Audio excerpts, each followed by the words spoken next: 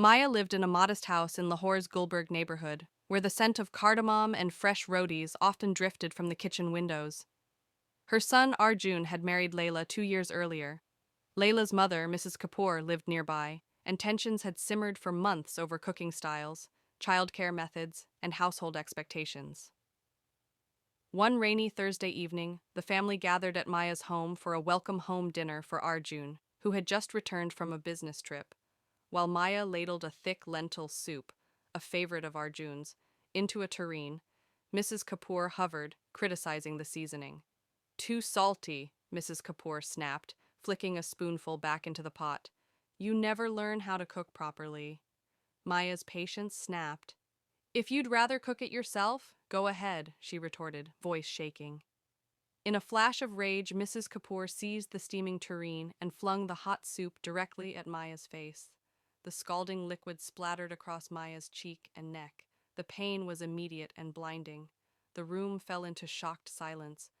Arjun froze. Layla gasped. Children began to cry. Maya staggered back, the heat searing her skin, the sting of betrayal deeper than any burn. She clutched the edge of the table, breathing through the agony, and in that chaotic moment, a single thought surged. I must get help. Her hand trembled as she reached for her phone lying on the kitchen counter amidst the shattered tureen.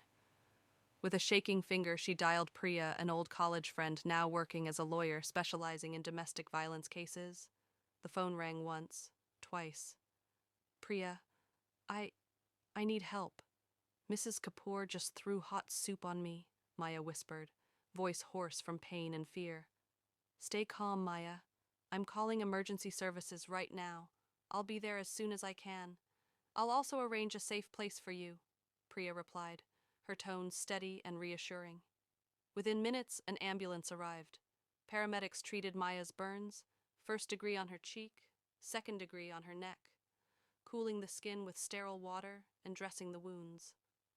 The police accompanied them, taking statements from Maya, Arjun, who was horrified and ashamed, and Layla, who trembled as she witnessed her mother's violence. Priya arrived at the hospital, her presence a solid anchor. You have the right to protection, she told Maya gently. We'll file a complaint, get a restraining order, and make sure you're safe. Maya spent 2 days in the hospital where doctors tended to her burns, and a counselor helped her process the trauma. Arjun finally confronted his mother. You crossed a line. We can't stay silent. Mrs. Kapoor, confronted with legal consequences and her son's disappointment, showed a rare crack of remorse, though the road to reconciliation would be long. With Priya's legal aid, Maya obtained a protection order against Mrs. Kapoor, who was charged with assault. The court proceedings drew attention from local women's rights groups, who offered Maya a platform to share her story.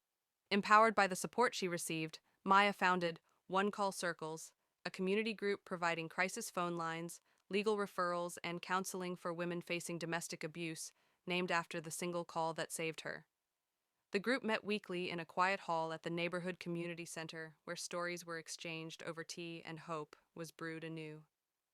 Months later, Maya's burns had healed into faint scars, reminders of a painful chapter, but her spirit burned brighter than ever. She stood before a gathering of One Call Circle's members, her voice steady. That night, a scalding bowl of soup threatened to drown me in shame. One call broke the silence, brought justice, and taught me that my worth isn't defined by anyone's cruelty. I call on every woman here. If you're hurt, reach out. One call can change everything. The audience erupted in supportive applause. Some wiped away tears, others nodded with renewed resolve. Outside, the rain had stopped. The sky cleared to a soft dusk, a quiet promise of new beginnings.